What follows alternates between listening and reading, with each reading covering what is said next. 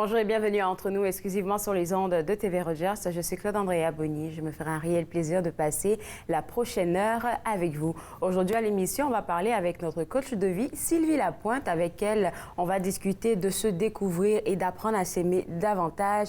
On va aussi parler avec un auteur des éditions David qui va faire paraître plutôt un livre, pas des éditions David, plutôt des éditions Interlignes, qui va faire paraître un ouvrage qui s'intitule Vivre ou presque. J'ai hâte de parler avec lui. Et tout de suite, pour commencer, j'ai avec moi la chargée des communications, je vais dire son titre, agent de liaison communautaire et de communication de l'ACFO Ottawa, Angelina Hamel. Et Angelina, tu viens avec une bonne nouvelle que je pense beaucoup d'organismes attendaient, le lancement officiel de Ottawa Bilingue, la 5e ronde. Effectivement, donc c'était dans les projets, comme ça fait un bout de ça, mais on est super fiers d'annoncer la 5e ronde et un événement qui vient avec. Ça, c'est la première fois, il me semble, qu'il y a un événement qui vient avec l'annonciation, en fait, le lancement, en fait, de Ottawa Bilingue. Mais pour les gens qui ne sont pas au courant de ce que c'est que Ottawa Bilingue, est-ce qu'on pourrait faire un petit rappel? Oui, donc le programme d'Ottawa Bilingue consiste à attribuer des micro-subventions à des organismes sans but lucratif puis des entreprises privées à Ottawa pour favoriser le bilinguisme à Ottawa. On a aussi pour but d'augmenter l'offre des services bilingues à Ottawa, genre l'offre active de services en français, puis aussi comme une meilleure cohésion entre les communautés francophones et anglophones à Ottawa, puis juste un plus grand bilinguisme, je dirais, à Ottawa. Puis il y a des programmes de subvention, et donc une activation et une propulsion. On va parler des différents, les caractéristiques des différents programmes, genre activation et propulsion. Mais avant ça, je veux juste mentionner que ce que l'ACFO fait avec Ottawa Bilingue, c'est incroyable parce que tout de suite après que les gens aient des subventions, je reçois des gens sur le plateau, la plupart du temps, qui ont reçu une subvention de l'ACFO Ottawa, qui ont fait un projet qui a vraiment permis à la francophonie de pouvoir briller encore plus. Et sincèrement, je tiens à dire merci parce que c'est sûr que c'est pas le même montant d'argent qu'on va donner pour un projet d'activation et de propulsion, mais ça aide énormément. Effectivement, puis je voudrais aussi passer la flamme à Beverly Miller, qui est la chargée de projet pour Ottawa Bilingue. Elle fait une job incroyable sur le projet, puis sérieux, on sait pas ce que l'on fait. Alors, on va définir un peu c'est quoi les deux programmes dans lesquels ACFO Ottawa Bilingue dépose des sous. C'est le programme d'activation et les programmes de propulsion. Le programme d'activation, qu'est-ce que c'est? Donc, ça a pour but, le programme d'activation, de générer des petites initiatives sur le bilinguisme de la ville d'Ottawa. Les projets subventionnés sont d'habitude d'une durée de 6 mois, puis ont une valeur de 10 000 $ et moins. Puis les projets de propulsion sont généralement plus grands, puis c'est comme pour partir quelque chose. Donc, activation, c'est souvent utilisé sur ce qui existe déjà. Et puis propulsion, c'est pour commencer à partir. Commencer à partir, c'est bon à savoir. Et puis, écoute, même 10 000 $ pour une entreprise qui commence à peine ou bien qui est en train de lancer quelque chose, tu peux pas savoir combien de fois ça enlève un poids sur l'épaule de l'organisme ou bien de l'entreprise. Alors, tu me disais comme ça qu'on allait faire un lancement pour la 5e ronde d'Ottawa Bilingue et je pense que vous avez fait un beau partenariat avec l'Université Saint-Paul pour cette année. Effectivement, donc le 5 juin, nous avons un événement de réseautage d'Ottawa Bilingue qui aura lieu à l'atelier d'innovation sociale de Maury Bélanger de l'Université Saint-Paul. Ça commence à 15 h, c'est bilingue, anglais et français. Il y aura des bouchées, un bar payant, puis c'est ça, on aura l'annonce spéciale de la 5e ronde qui s'en vient et une couple de discours aussi. Alors, est-ce qu'on sait à quoi s'attendre pour ce petit réseautage-là? Est-ce qu'on a des gens invités spécifiquement ou bien c'est ouvert à monsieur, madame, tout le monde? C'est à voir, vu que le projet de réseautage est encore très nouveau. Okay. Donc, d'habitude, on a des personnes importantes de la communauté d'Ottawa qui font des discours.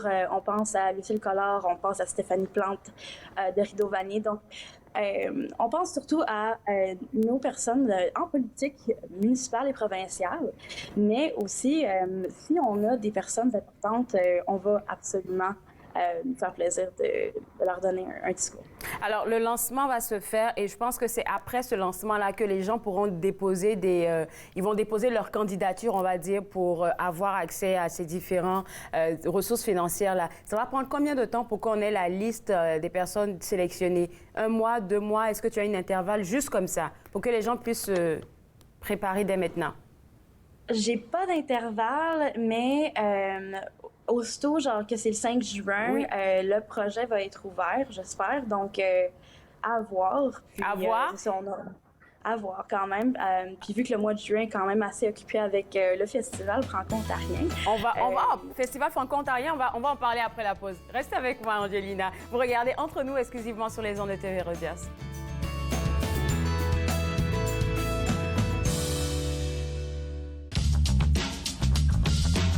Cette émission est présentée par Télé-Élan. Vous êtes enfin aux commandes. Pour en savoir plus, visitez rogers.com.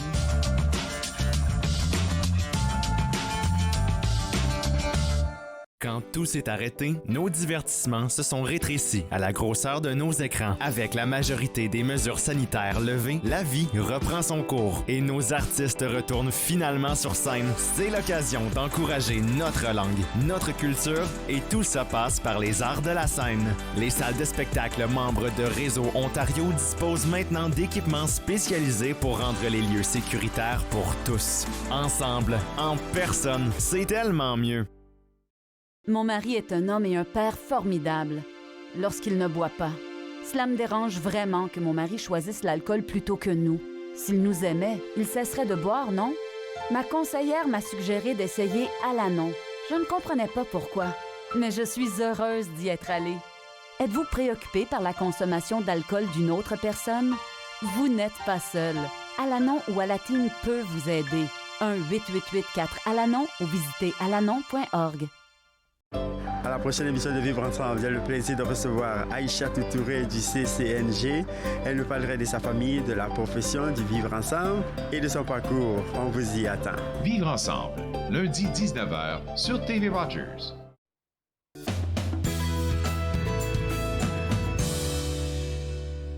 De retour à Entre nous exclusivement sur les ondes de TV Rogers. Avant la pause, on vous annonçait la grande nouvelle. Ça sera le lancement le 5 juin du programme Ottawa bilingue de l'ACFO Ottawa. J'en parle avec Angelina Hamel qui nous donnait cette excellente nouvelle-là. On a dit que le lancement allait se faire à l'Université Saint-Paul ce 5 juin à partir de 15 h. Et c'est là qu'on va avoir accès à toutes les informations pour déposer une candidature. Donc, tactiquement, à partir du 5 juin, quand le lancement sera fait, les gens, je pense, pourront déposer une candidature pour avoir accès à des sous, soit pour un projet de propulsion ou d'activation. En effet, c'est ça le plan. Donc, aussitôt qu'on a notre événement de réseautage Ottawa bilingue, après ça, on va pouvoir commencer à ouvrir les inscriptions pour que vous pourriez déposer des demandes de subvention. Des demandes de subvention. En tout cas, nous, on souhaite bonne chance à tous les organismes et entreprises qui vont essayer d'avoir des subventions parce que la plupart du temps, il y a tellement de beaux projets dans la francophonie qui sont déposés. Donc, mettez toutes les chances de votre côté. Déjà, même aller au lancement pour avoir toutes les astuces pour déposer une demande de subvention, pour avoir accès à ces ressources financières-là. Tu parlais du Festival franco-ontarien avant la pause qui va se tenir deuxième semaine de juin, je pense, le 15 ou le 16, je ne sais plus trop. En tout cas, deuxième semaine de juin, c'est ça, c'est la fin de semaine.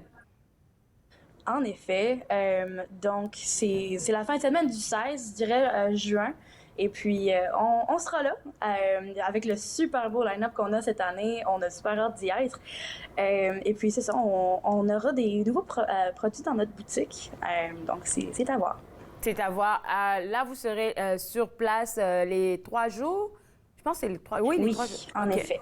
Pour vendre des produits qui sont habituellement disponibles sur le site web. C'est quoi ces produits-là, entre autres? Je sais qu'on a des t-shirts. Il y a aussi quoi, là? Je ne sais plus. Est-ce que tu peux nous aider? Quelques-uns.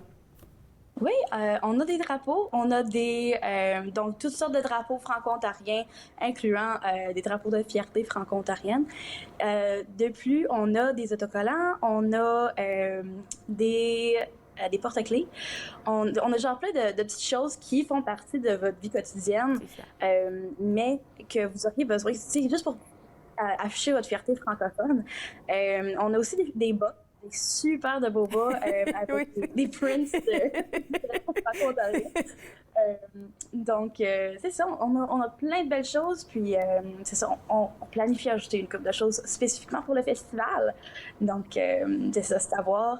Puis, malheureusement, notre site web est en panne, mais on peut toujours envoyer un courriel à commercial@ottawa.ca pour avoir des affaires. Parfait, pas de problème. Alors, vous êtes invité à aller voir le stand de l'ACFO Ottawa au Festival franco-ontarien qui arrive pour la 2e semaine de juin. Notez ça dans votre calendrier. Là, on veut parler d'un poste de stagiaire que vous voulez offrir pour cet été. C'est vrai. Donc, nous sommes à la recherche d'une candidate pour le poste d'agence au sport et loisirs pour l'ACFO Ottawa. Donc, les responsabilités incluent, mais ne sont pas limitées, à développer un programme de sport et loisirs, élaborer des politiques aussi liées au sport et loisirs, puis créer des activités, des ligues qu'on avait avant la pandémie. Donc, on aimerait ça, retrouver ça. Alors, ce poste d'été, là, il va commencer officiellement à partir de quand pour que les gens pensent à déposer une candidature? Est-ce qu'on le sait ou... Oui, donc vous avez jusqu'au 29 mai pour poser votre candidature. Et puis après ça, on fera le processus de sélection. Après ça, ça sera le processus de sélection. Donc, élaborer des politiques liées au sport et loisirs que tu as dit. Et ça va durer combien de temps, si je ne m'abuse, jusqu'à la fin de l'été? On se dit début août, fin août, début septembre? Je dirais vers la fin août. Vers la fin août. Toi qui travailles à l'ACFO, Angelina, quelles sont les caractéristiques, selon toi, que la personne devrait avoir pour travailler à l'ACFO, à ce poste-là plus précisément? Donc, avoir une belle énergie, c'est toujours fun. Avoir une fierté pour la francophonie ottavienne, puis être quand même une partie prenante dans cette francophonie-là, c'est important. Avoir un bon sens de leadership aussi, c'est important pour gérer des différentes ligues, des différents programmes. Donc, avoir une belle énergie, puis avoir l'entrain, la passion pour la francophonie comme l'équipe de l'ACFO Ottawa, là, puis vous aurez votre place. Écoute, merci beaucoup pour ces informations-là. Je vais te laisser aller, mais rappeler aussi que tu l'as dit, hein, le site web, il est en panne. Il sera effectif dans peu de temps. Ça va être réparé dans peu de temps. Mais pour l'instant, si les gens veulent se procurer des affaires, il faut écrire au courriel de dg@acfoottawa.ca. Je l'ai bien dit, j'espère? Oui, c'est ça. Merci beaucoup, Angelina. Je te souhaite un bon week-end. On se reparle la prochaine fois. Bon week-end. Alors, pour vous autres à la maison, juste un petit rappel de ce que je viens de discuter avec Angelina. La première des choses, c'est le réseautage Ottawa bilingue, où est-ce que sera lancé officiellement le projet Ottawa bilingue. Et comme elle a mentionné, juste pour un rappel, pour ceux qui ne savent pas ce que c'est que Ottawa bilingue, c'est que l'ACFO organise ce Ottawa bilingue-là juste pour pouvoir permettre à des organismes, à des entreprises privées d'avoir des ressources financières pour soit activer un projet ou bien propulser un projet. Ce n'est pas le même montant d'argent que vous allez avoir. Donc, si vous voulez avoir toutes les astuces pour pouvoir déposer une demande de subvention qui sera approuvée. Vous êtes invité à aller au lancement ce 5 juin-là qui va se faire à l'Université Saint-Paul. Si vous voulez avoir plus d'informations, vous êtes invité à écrire à dg@acfoottawa.ca. Deuxième des choses que j'ai discuté avec Angelina, c'est le poste de stagiaire pour cet été. Si vous êtes intéressé, encore une fois, écrivez-leur un courriel à dg@acfoottawa.ca. Nous, on va prendre une pause et juste après la pause, on va répondre à la question si on devrait vivre ou presque. Vous regardez Entre nous, exclusivement sur les ondes de TV Rogers.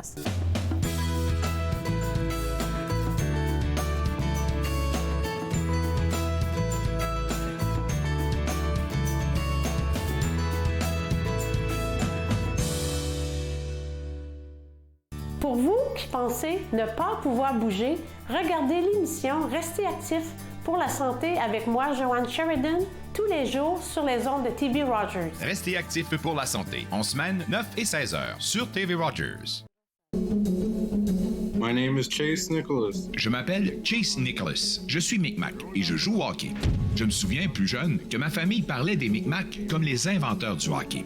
En première année du secondaire, j'ai fait une recherche sur les bâtons de hockey des Micmacs, qui sont également les premiers bâtons de la LNH. J'en ai trouvé un fabriqué en 1917, l'année de la création de la LNH. J'ai été surpris d'apprendre que le bâton que je tenais avait été fabriqué par mon arrière-arrière-grand-père, Alexander Cope. En 1934, un aîné connu sous le nom de Old Joe Cope a écrit une lettre au Chronicle Herald de Halifax dans laquelle il affirmait que les Micmacs avaient inventé le hockey. Plus tard, j'ai découvert que je suis un descendant en ligne directe de Old Joe Cope. Il fut un temps où les enfants de ce peuple étaient arrachés à leur famille et n'avaient pas le droit de parler leur langue, perdant ainsi leurs mots et leur histoire. Mais à présent, on se réapproprie notre histoire. Lorsque je saute sur la glace, je suis fier de savoir que mes ancêtres et les Micmacs sont à l'origine du hockey. Très heureuse, Nathan Barle est de retour en studio, en présentiel pour la 22e saison. Je reçois toutes sortes d'invités. Soyez là au rendez-vous à chaque semaine. Nathan Parle, mercredi 19h sur TV Rogers.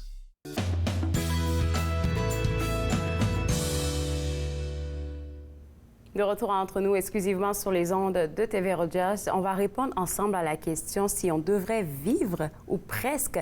C'est le titre de l'ouvrage de l'auteur Nicolas Weinberg qui va paraître ce 7 juin aux éditions Interligne. Il n'est pas encore disponible. Et la première question que j'ai envie de poser à Nicolas, vu que c'est ton premier ouvrage, qu'est-ce que tu faisais avant? Comme c'est quoi ton background professionnel? En fait, j'ai été journaliste pendant longtemps en France et au Canada, à Montréal. Ensuite, je suis devenu traducteur de l'anglais vers le français. Donc, une vie avec les mots. Puis j'ai accompagné la façon dont on s'en sert un petit peu, à la fois dans la presse et puis dans la traduction, avec toutes les aventures technologiques qu'on a connues. Les gens qui travaillent dans les médias, je me rends compte de plus en plus qu'ils sont jamais très loin du cinéma, ils sont jamais très loin de l'écriture. En fait, ils sont capables de toucher à tout ce qui est artistique. Ça aurait pu être autre chose, mais pourquoi l'écriture spécifiquement? Oui, tu as tout à fait raison. C'est-à-dire qu'on utilise les mots pour communiquer et souvent, je pense que l'image est ce qui nous réunit. On essaie de créer des images par la lecture, on essaie d'utiliser les mots pour créer des images à la télévision, comme on est en train de le faire actuellement, toi et moi. Et donc, pour moi, l'écriture, ça a été le prolongement naturel de ce parcours. Bien que je me sois essayé un petit peu à la vidéo et au cinéma dans d'autres circonstances. OK. Mais bon, pour des raisons techniques et financières, eh bien, l'écriture, ça reste le moyen le plus rapide et le plus pratique pour diffuser des idées et des histoires. Bien, c'est sûr, là. Et puis, j'aime toujours demander aux auteurs avec qui je discute à quel moment il y a eu ce fameux déclic où on se dit, OK, je devrais vraiment prendre mon stylo, prendre une feuille ou prendre un cahier et commencer à écrire ce que j'ai envie de partager. Pour être honnête, c'est à l'école. Donc, merci à tous les professeurs, à l'enseignement. Et puis, j'espère qu'ils continueront à faire un aussi bon travail. Mais en fait, c'est comme je parlais de prolongement tout à l'heure, le déclic s'est produit peut-être en classe avec un devoir ou une poésie qu'un enseignant ou une enseignante nous avait demandé de faire. Et à partir de là, les choses se sont enchaînées. Et en fait, j'ai jamais vraiment arrêté de raconter des histoires, de me raconter des histoires ou d'en raconter aux autres pour le plaisir de la narration, hein, si tu veux pas... Il ne s'agit pas de mythomanie, pas encore. Et puis, petit à petit, ces histoires plaisaient à certaines, à certains, d'autres ne les aimaient pas. Mais ça faisait partie, si tu veux, de ma vie quotidienne. C'est quelque chose que je fais peut-être un peu comme les musiciens pratiquent la musique tout le temps. Alors moi, j'écrivais tout le temps des histoires, puis je pouvais satisfaire mon plaisir d'écrire dans la presse en tant que journaliste, même si ce n'est pas des sujets toujours très, très passionnants. Et tout ça est devenu naturel. Donc le déclic, s'il y a eu un déclic, je ne me souviens pas à quel moment exactement, mais je pense pouvoir te dire que c'est en classe avec ma professeure de français de 9e, donc l'équivalent de la moyenne section, quand j'avais 9 ans ou 8 ans. OK. Et puis là, on parle de l'amour pour l'écriture qui est né à cette époque-là. Pour ce livre-là, Vivre ou presque, est-ce qu'il y a eu une saison ou une phase, un événement dans ta vie qui t'a poussé à dire, OK, je vais écrire sur Vivre ou presque? Tout ça, oui.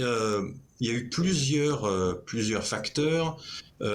Ces histoires ont été écrites à des époques différentes. Certaines ont été... la première version a été, si tu veux, écrite il y a 10 ans. D'autres ont été écrites il y a 3 ou 4 ans. Tout ça avant la pandémie. Okay. C'est peut-être important de le signaler parce que c'est un événement historique notable, mais tout ça a été fini avant la pandémie. Bon, peut-être que c'était un peu prémonitoire. Ce qui a déclenché un petit peu l'envie ou l'intérêt pour rassembler ces histoires, c'est un petit peu l'injustice que j'ai l'impression que nous vivons tous et toutes en tant que membres de la société, où on nous impose parfois des conditions d'existence qui ne sont pas les meilleures, où on doit arriver à vivre en s'adaptant à des valeurs dominantes qui ne sont pas forcément les nôtres. Alors, si on prend les différents personnages de l'histoire, il y en a un, on pourrait peut-être comprendre que il ne partage pas forcément la vision que l'on doit avoir d'un homme aujourd'hui, quelqu'un qui doit être beau, fort, grand, qui doit vouloir réussir socialement, qui doit aimer l'argent, non. Alors comment faire pour vivre ou survivre ou presque quand on n'a pas d'intérêt dans tout ça. Donc c'est ça, par exemple, ce sentiment d'injustice qui se subdivise en différents types de personnages, qui est peut-être un petit peu les dénominateurs communs de toutes ces histoires. Ça, c'est sûr que ça va pousser les lecteurs qui vont avoir accès à cet ouvrage-là à réfléchir. Et vu que, Nicolas, quelque part, tu as pris un exemple bien palpable, comment la société voit l'homme, comment l'homme devrait être en ce moment dans notre société-là, qui est pour toi une vision erronée. Et donc, tu apportes ton point de vue là-dessus. Est-ce que tu as eu, quelque part, le syndrome de l'imposteur pour ce premier ouvrage-là? Parce que, déjà, c'est une première pour toi. Et secondo, c'est tes idées que tu caches, que tu nourris depuis tellement de temps qui vont être mises à nu un peu, hein? Exactement, c'est une très bonne question parce que le syndrome de l'imposteur, c'est inévitable. On a toujours l'impression de ne pas mériter... de ne pas mériter l'intérêt des personnages concrets. Alors, le premier, il y a cet homme, mais la deuxième histoire, Esther, qui est peut-être celle qui me tient le plus à cœur, qui est une... Enfin, je ne veux rien dire pour pas gâcher la surprise, mais là où il y a aussi une sorte de colère de ma part, ou d'énervement ou d'injustice, de voir que, si tu veux, la société est peut-être contre les femmes, enfin même certainement, à imposer le plus de contraintes. Et en tant qu'individu, homme, mais si j'étais une femme, ce serait pareil, ça me laisse pas indifférent, ça me met en colère. Alors, je voulais exprimer cette colère à travers la deuxième ou la troisième nouvelle du livre, Esther. Et là aussi, suis-je un imposteur ? J'espère que oui, pour pas qu'on puisse me reconnaître à travers ces histoires.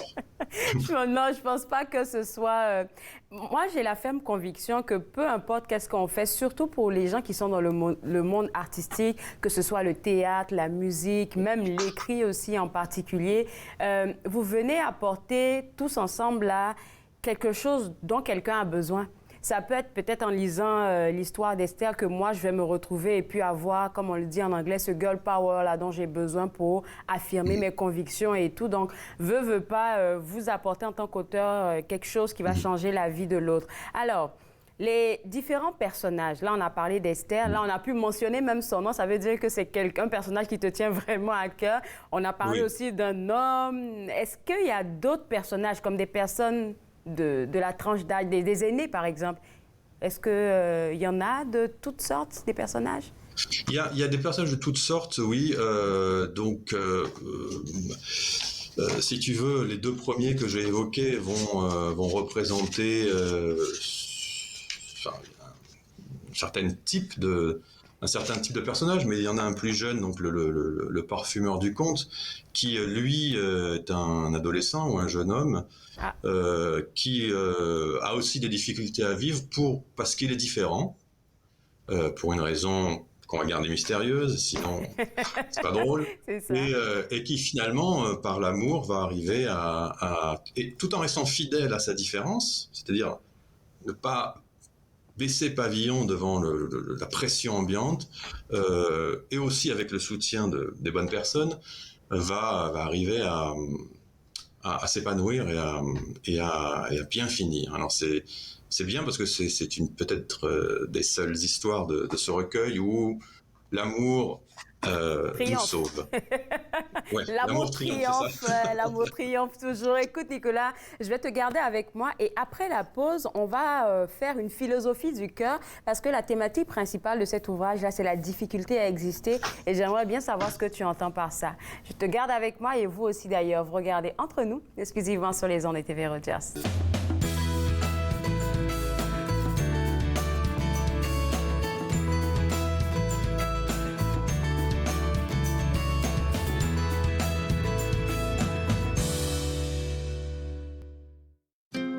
Joignez-vous à moi et mes invités alors qu'ils partagent leurs souvenirs culturels et culinaires de pays à travers le monde.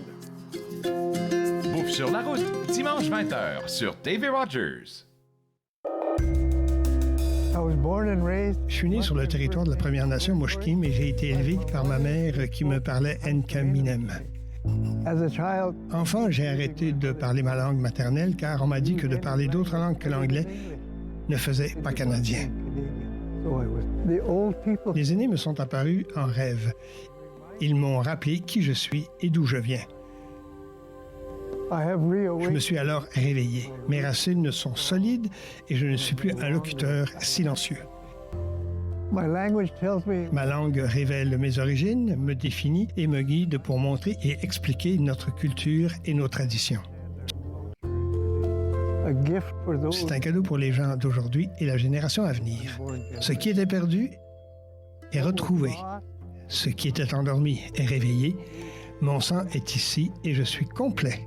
J'ai renoué avec mes origines. Ici Jean-Marie Vianney. À chaque semaine, je vous ferai découvrir des personnalités provenant de différents milieux.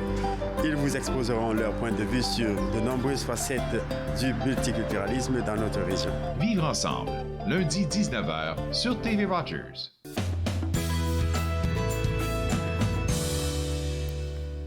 De retour entre nous exclusivement sur les ondes de TV Rogers, on vous fait toujours découvrir le contenu en primeur, s'il vous plaît, en primeur de l'ouvrage intitulé « Vivre ou presque » de l'auteur Nicolas Weinberg qui va paraître ce 7 juin le prochain, dans quelques jours, c'est dans quelques jours, dans pratiquement une vingtaine de jours que ça va paraître. Et Nicolas, avant la pause, je parlais de philosophie du cœur.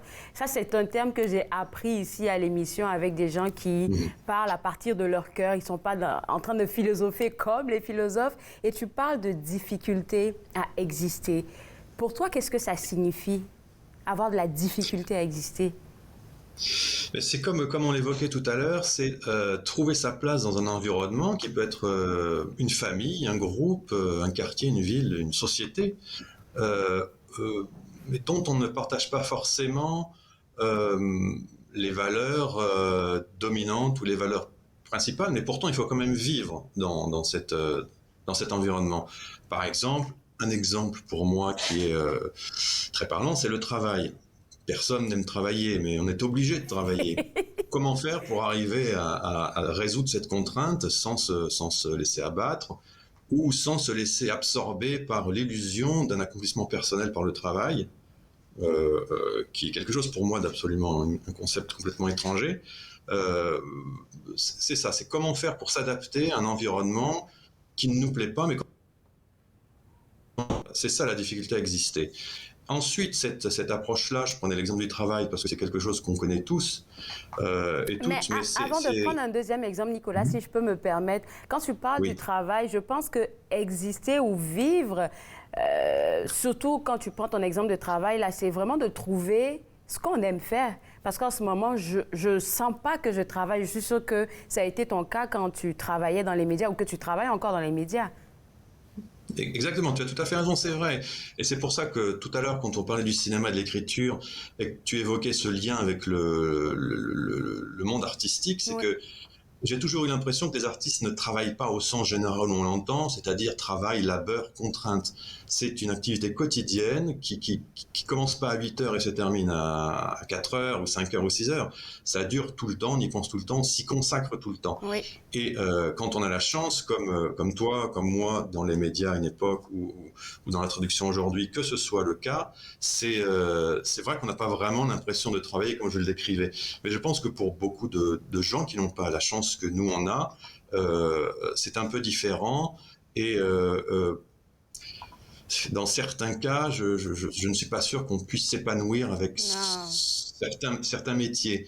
Par exemple, dans la nouvelle qui s'appelle Zombie, c'est ce que j'ai voulu un petit peu décrire en poussant à l'extrême les incohérences de l'entreprise et du ultra-libéraliste, ultra-libéral ou néolibéral, en montrant que c'est difficile, c'est dur et ça peut conduire à des extrêmes. Et je pense que voilà, en dehors de nous peut-être ou d'autres personnes qui ont la chance d'avoir ou le courage ou la volonté ou qui ont travaillé pour, je ne sais pas quelles sont les raisons, de faire ce qu'ils aiment, c'est pas le cas pour beaucoup de gens partout sur la planète. Oui, et puis ça me rappelle un peu qu'est-ce que tu disais en début de notre entrevue, où est-ce que tu parles de la société qui, d'une manière ou d'une autre, essaie de nous mettre dans un carré, dans une boîte, en fait. Et je me rappelle que j'ai eu une discussion avec quelqu'un qui est passionné de cuisine. Un homme qui est passionné de cuisine, mais il travaille en finance. Et puis, à chaque fois, c'est comme un poids pour lui là d'aller travailler. Je me dis, mais avec les médias sociaux, c'est tellement possible de pouvoir partager qu'est-ce que tu aimes faire. Ça peut être sur Facebook, sur Instagram, mais la personne ne se sentait pas légitime. Pourquoi? Parce qu'un homme en cuisine, je ne suis pas chef cuisinier, comment on va me voir? Et c'est tout ça qui empêche les gens de vivre, comme tu le dis dans ton ouvrage. Absolument, c'est le regard de la société qui fait que cette pression énorme qu'on a sur les épaules finit par influencer la perception qu'on a de soi. C'est ça. Et à partir de là, on est peut-être moins épanoui qu'on devrait. Oui, c'est surtout dommage, là. Et là, j'avais une question à te poser. C'est pourquoi, pour un premier ouvrage, tu as pensé à faire une nouvelle, mais j'ai l'impression que j'ai la réponse et je vais la mentionner. Si ce n'est pas la bonne, tu vas me reprendre, mais j'ai vraiment l'impression que tu as voulu, je vais dire, décrire la situation de chacun de tes personnages, surtout que ce n'est pas des personnages qui ont le même âge, qui ne sont pas du même sexe et qui ne sont pas de la même origine, par exemple. Je pense que ça, c'était important pour toi. Oui, tout à fait, parce que c'est en déclinant tous ces personnages que tu as très bien décrits qu'on peut arriver finalement, en réunissant toutes ces histoires dans un même ouvrage, à donner peut-être une vision un peu générale de ce qu'on veut dire. Et puis l'avantage de la nouvelle, c'est que le format court permet de créer une sorte d'intensité, de frénésie dans le récit qui, en tout cas j'espère, et c'est mon objectif, ne retombe pas avant la dernière page ou le dernier mot, ou peut-être se poursuit après, c'est encore mieux. Parfois les formats plus longs ne permettent pas ça, ou alors il faut énormément de talent pour arriver à maintenir une tension sur un grand nombre de pages. Je réfléchis à une façon d'y parvenir, ce qui demande un petit peu de temps, mais c'est évidemment l'objectif, c'est d'arriver à maintenir la pression sur la durée. Et si je te posais la question de savoir, et je pense que c'est une question qu'on va sûrement te poser au lancement, qu'est-ce que le lecteur ou la lectrice devrait retenir de cet ouvrage-là?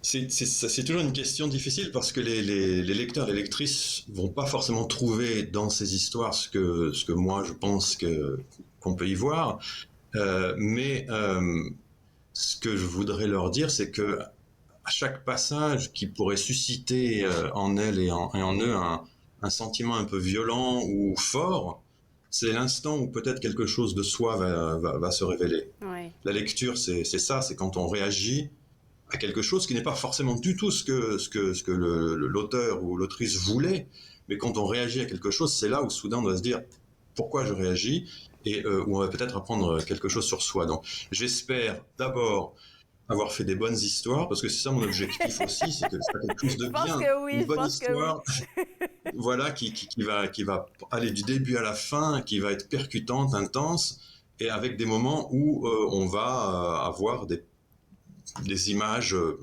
fortes. Ce que j'espère, c'est que tout le monde va passer un bon moment en lisant ces histoires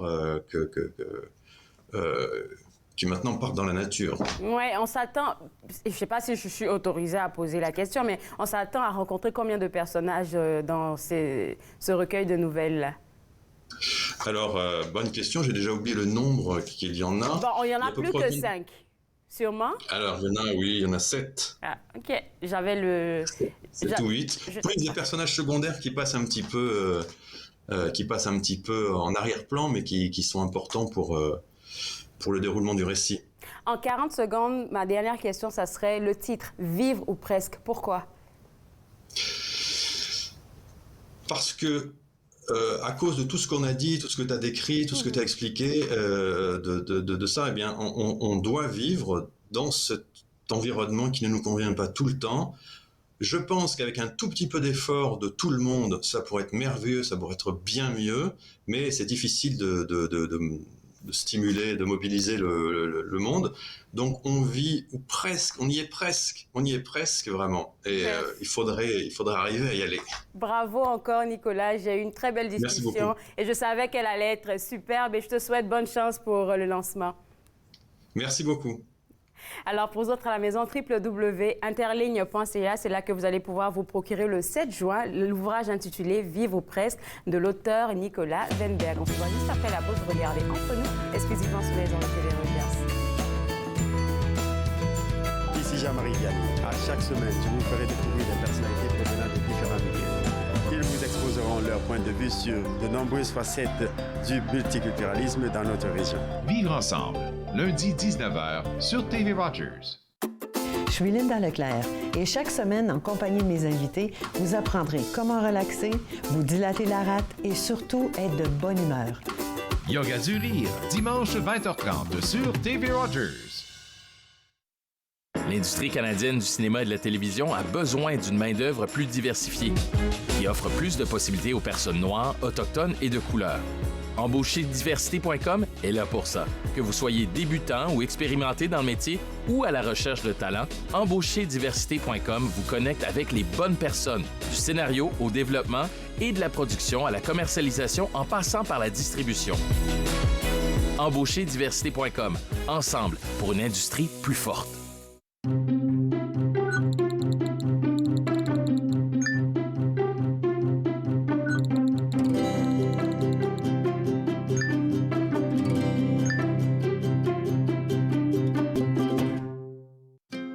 Joignez-vous à moi et mes invités alors qu'ils partagent leurs souvenirs culturels et culinaires de pays à travers le monde. Bouffe sur la route, dimanche 20h sur TV Rogers.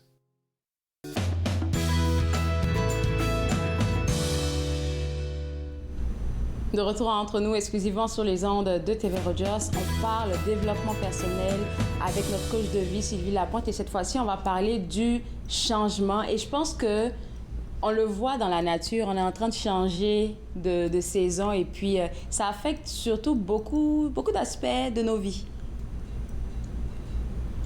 Oui, bien, le changement, dans le fond, c'est la seule chose qui ne change pas. Ouais, il y a toujours du changement, hein? Oui, tout le temps. Donc, je pensais que c'était approprié parce que, justement, le printemps, c'est le renouveau, la renaissance. Ça nous met dans cet esprit cet état d'esprit où on se dit, bon, OK, qu'est-ce que je ferais différemment? Qu'est-ce que je pourrais commencer de nouveau, etc. Et c'était un sujet approprié aussi parce que, bon, personnellement, je vis des gros changements, puis je me suis dit, oh mon Dieu, c'est pas facile le changement.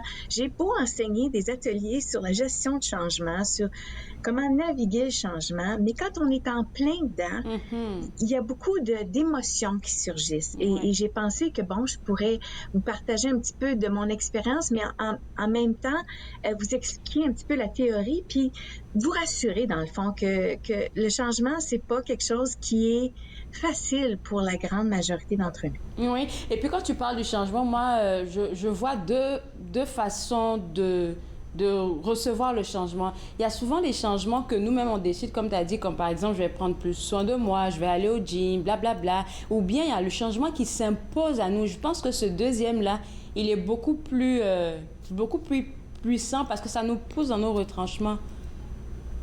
Même pas dans nos retranchements, ça nous fait sortir de notre zone de confort, je devrais dire. Tout à fait. Celui qui s'impose à nous comme, je sais pas moi, ton jeune t'annonce qu'il est accepté à une université puis il va déménager, il va changer de ville. Ah, ça, c'est un changement qui n'était pas tout à fait planifié. Ou un changement plus sérieux comme un diagnostic d'une maladie chronique ou d'un cancer ou d'un diabète ou quelque chose comme ça. Ça, c'est aussi un changement à gérer, mais on n'a pas eu le bénéfice de la préparation. Mais que ce soit un changement que l'on cause nous-mêmes, que l'on décide nous-mêmes, ou un changement qui est imposé, le processus pour justement faire cette transition-là entre le monde connu et l'inconnu, qui est le changement, est le même. Oui, c'est un... Et des fois,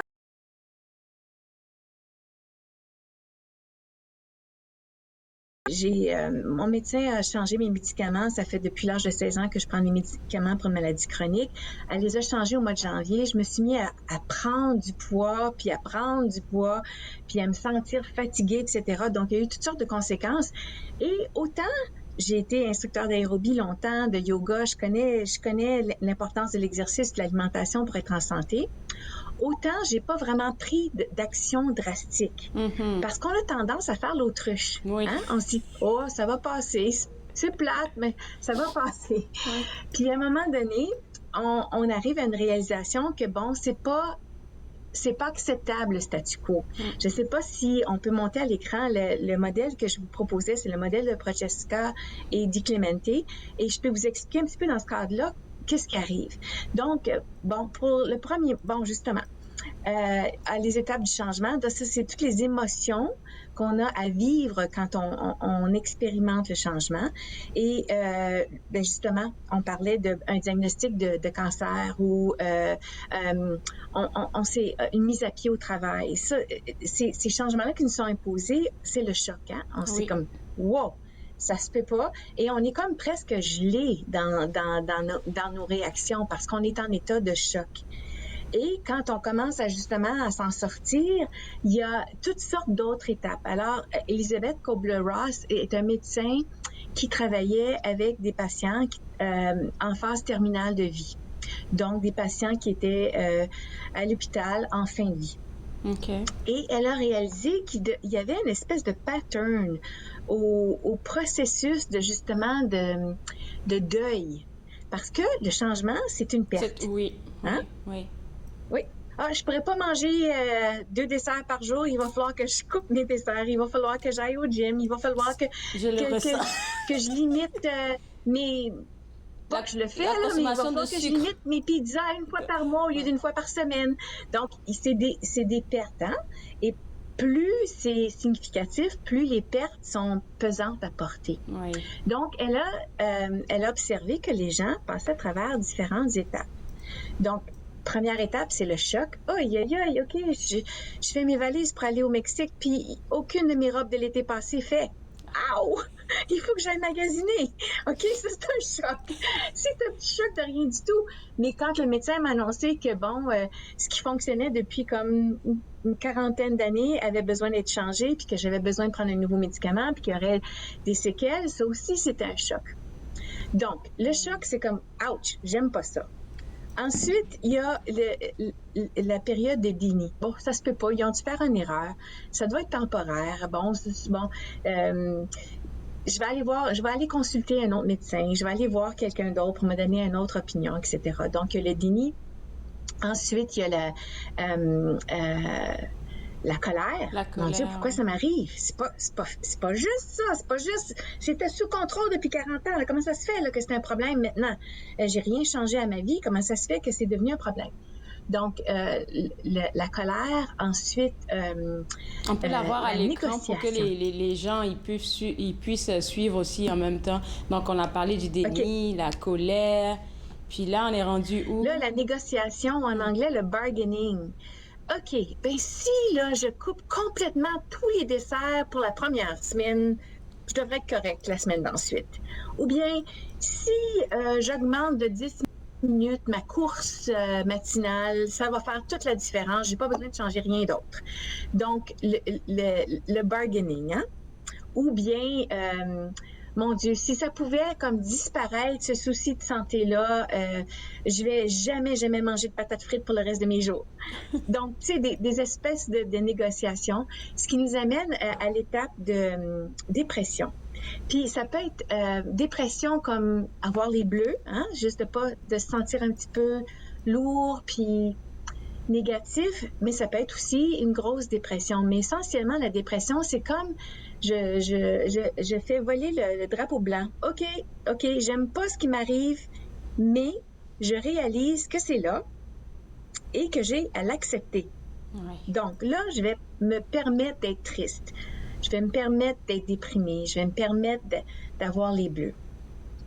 Et la dépression, autant c'est pas plaisant, c'est la dernière étape avant ce qu'on appelle l'acceptation. Donc, c'est bon signe quand on est rendu là, quand on a fait notre deuil, quand on en a pleuré une shot, comme on dit, hein? Quand on a tapé du pied, on arrive à cet espace psychologique où on accepte que quelque chose est en train de changer.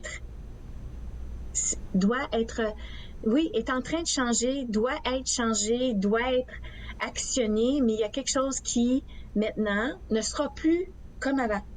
Il faut que je te garde pour la pause. Je vais respirer un bon coup parce qu'après, je pense que c'est la meilleure... En tout cas, c'est à partir de la phase que j'aime beaucoup, l'acceptation. Et puis, on va voir. C'est ça, l'espoir, exactement. On revient juste après la pause. Vous regardez Entre nous, exclusivement sur les ondes de TV Rogers.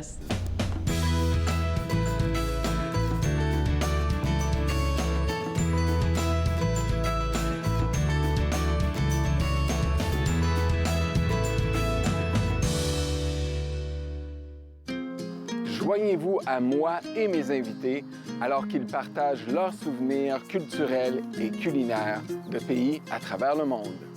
Bouffe sur la route, dimanche 20h sur TV Rogers.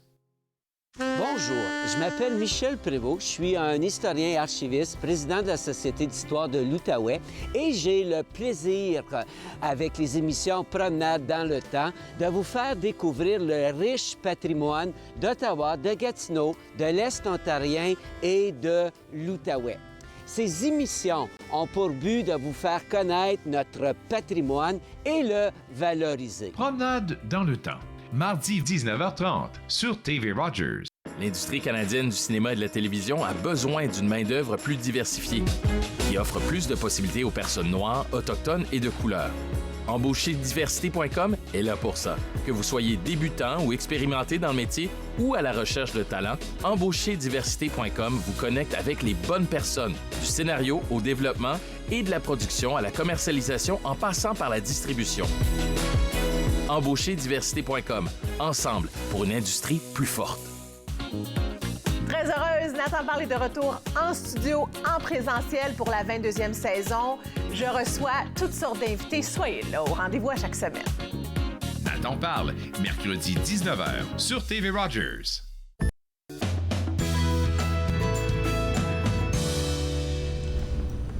De retour Entre nous exclusivement sur les ondes de TV Rogers. On vous aide dans votre processus de changement avec notre coach de vie, Sylvie Lapointe.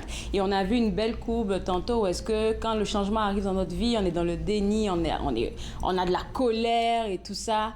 Mais il y a une phase où est-ce que tout commence à se tasser après le volet de dépression. Et là, on rentre dans l'acceptation.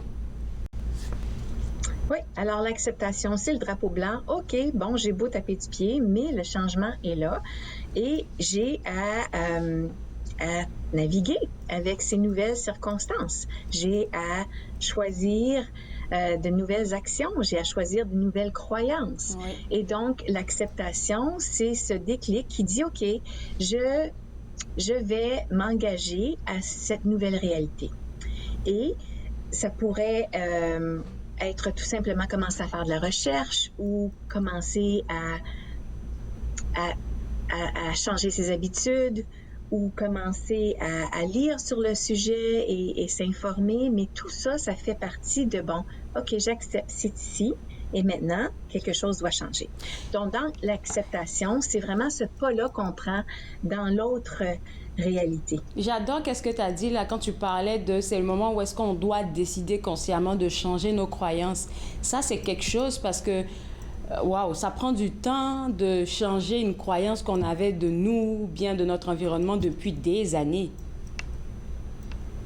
Tout à fait. C'est pour ça que j'en parle, parce qu'on se dit, on fait l'erreur de dire que le changement, c'est extérieur. Ouais. C'est le nouveau patron, c'est le diagnostic, c'est le nouvel emploi ou la perte d'emploi, c'est le divorce ou c'est le mariage.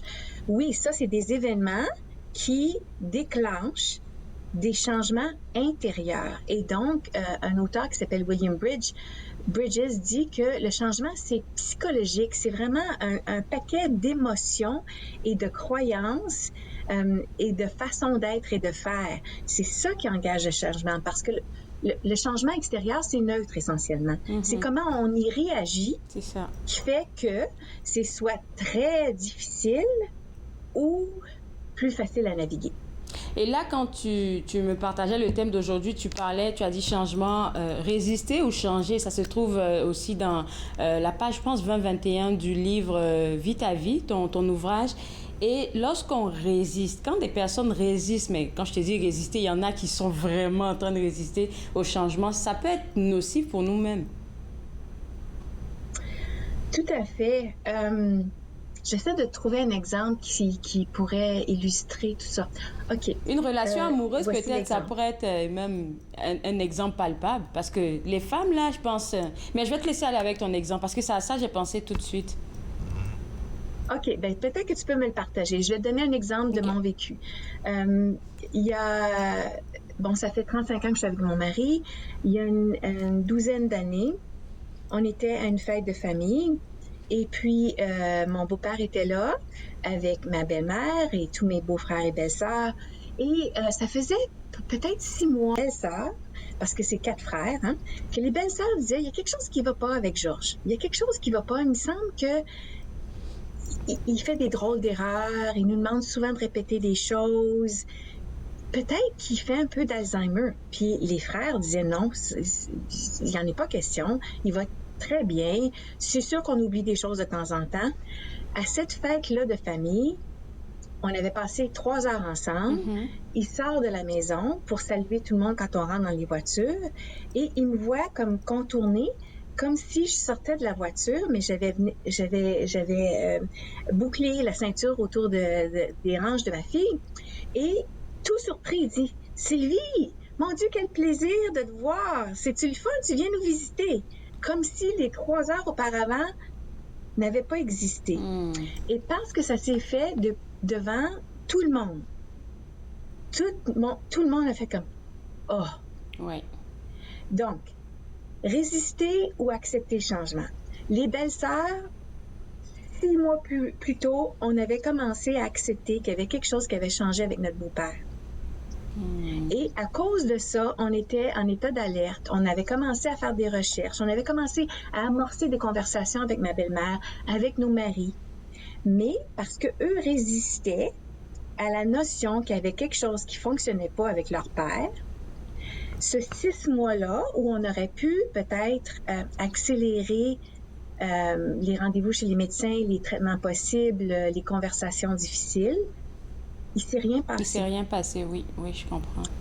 Donc, c'est comme un choix. Et ça, c'est un choix dramatique. Dans d'autres situations, peut-être que résister au changement a un impact positif. Oh. Mais il y a toujours un coût puis un bienfait. Okay. Par exemple, je ne suis pas heureuse dans mon emploi. mais il se passe plein de choses dans ma vie personnelle. C'est pas clair pour moi si c'est vraiment l'emploi qui fonctionne pas ou s'il y a d'autres choses qui fait que mon état d'esprit est comme pessimiste et négatif. Alors, une occasion d'accepter un autre emploi, est-ce que je l'accepte ou je le refuse? Le bienfait possible, c'est que si je le refuse, puis que je dis vraiment, je suis pas dans un bon état d'esprit pour commencer un nouveau travail, et je pense que je veux me donner le temps de justement rester dans du connu pour essayer de défricher ce qui se passe dans ma vie pour pouvoir prendre une décision les yeux grands ouverts. Dans ce cas-là, résister au changement aurait un bienfait. Ah, c'est bon. Alors, je vais te garder avec moi. On va prendre une pause et puis on va clore l'émission ensemble si tu es d'accord. Je vous demande de rester avec moi. Vous regardez Entre nous, exclusivement sur les ondes de TV Rogers.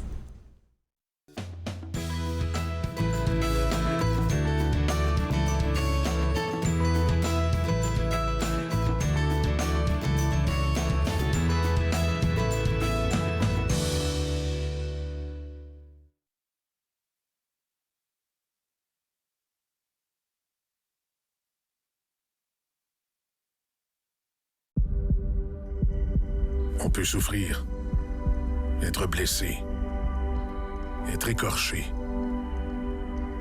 ralenti, désemparé, même paralysé. Mais rien ne peut nous abattre, car nous sommes bâtis sur des fondations solides, inébranlables comme notre mission. Combattons. Combattons ensemble. Argent. Emploi. Stress. Parce que l'équilibre ne tient souvent qu'à un fil. Les bénévoles de Tao Télède sont là pour vous écouter en tout temps. Appelez-nous. Je l'ai fait. J'en ai besoin. Inaho, me le donner. Je suis vivante. En tant que donneur d'organes, vous pouvez sauver jusqu'à 8 vies et en améliorer autant que 75 autres. S'il vous plaît, visitez notre site web et engagez-vous au cadeau de la vie. Vous serez heureux de l'avoir fait. Merci. À la prochaine émission, venez découvrir la talentueuse Jessie Lindsay. Elle chante du cœur et elle nous raconte ses plus belles inspirations avec ses nouvelles chansons de son nouveau EP. J'explose devant toi. Court-circuit, mercredi 20h sur TV Rogers.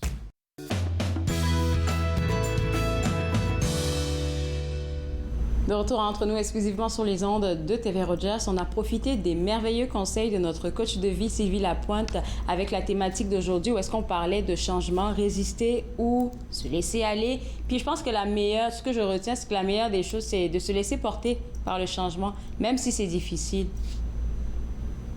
Tout à fait. Tu vas me donner ton exemple romantique? Oui, je parlais du fait que, surtout pour les femmes, là, résister à sortir d'une relation qui n'est pas la bonne relation. Oui. Et ça arrive à beaucoup de femmes et je vois ça beaucoup sur les réseaux sociaux. Et puis je me dis souvent, non, j'ai fait tel nombre d'années avec telle personne, je veux pas le laisser aller parce que c'est ma zone de confort, en fait. Ah, la zone de confort.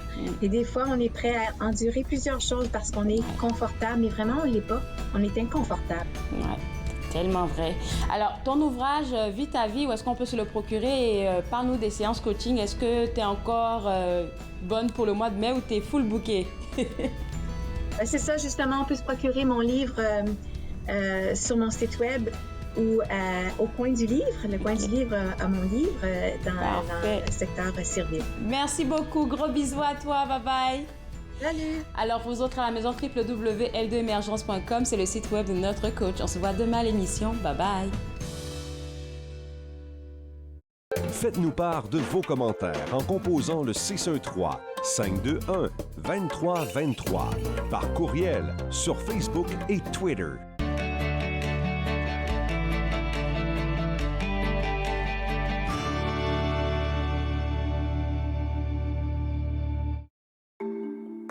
Mettons que ma jeunesse, c'était pas sans drogue. Je dis quoi à mon ado, moi? J'aimerais qu'il vive sa jeunesse sans avoir peur de me parler de drogue. C'est possible? Choisir de vivre sa jeunesse sans aucune drogue, est-ce que c'est utopique? Des questions au sujet des jeunes et de la drogue? Appelez ou clavardez pour du soutien en temps réel. Jeunesse sans drogue Canada. Il est question de partage et d'entraide, d'action